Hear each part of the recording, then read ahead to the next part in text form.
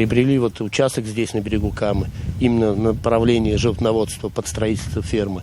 Расширять свое личное подсобное хозяйство в Алексеевском районе фермер Олег Пузырев планировал благодаря программе «Агростартап». Приобретенный для этого участок уже успел огородить, провести электричество и построить сеновал. Все за свой счет. Проект был строительство молочной фермы. 3 миллиона на строительство, 2 на оборудование.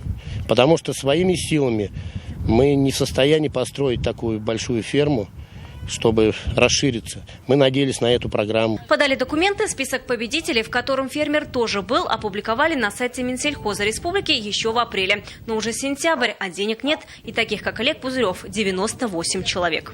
По данным Минсельхоза, грант в этом году получили 162 фермера. Вот он, список победителей. По нему видно, что кто-то из них хотел заняться разведением коров, другие растениеводством, третьи, например, пчеловодством. Но только у 1/3 из них получится реализовать свои планы. Остальные деньги так и не получили. Почему? Чтобы это выяснить, они обратились к уполномоченному при президенте республики по защите прав предпринимателей. На горячую линию омбудсмена начали поступать запросы по агростартапу. Предложили им принять участие в нашей совместной встрече. Мы собираем у них подробную информацию, как это получилось, что они для этого сделали, каким образом они оформляли свои КФХ. На встрече присутствовал и прокурор республики. Ведомство начало проверку. В ходе надзорных мероприятий будет дана оценка законности проведения конкурсов, а также последующего аннулирования некоторых результатов. В настоящее время в региональном Минсельхозе истребована первичная документация, изучается соответствующая нормативно-правовая база. В Минсельхозе дали свое разъяснение ситуации. Грантополучатель и победитель конкурса, как оказалось, понятия разные. Победителями являются те крестьянско-фермерские хозяйства и личное подсобное хозяйство, кто набрал более 18 баллов.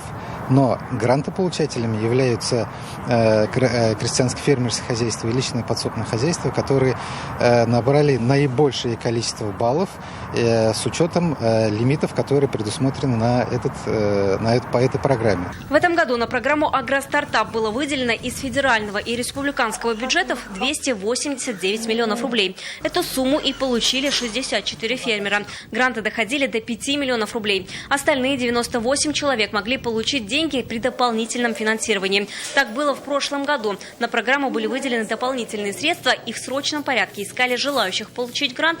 В этом же году победителей выбрали сразу с учетом резерва. Но доп. Финансирования не поступило. И конкурс считается завершенным, утверждают в Минсельхозе. Чтобы претендовать на грант в следующем году по правилам агростартапа, фермерам теперь нужно закрыть свои КФХ. Если он закрыл свой КФХ в течение 6 месяцев, он может участвовать и в следующем году.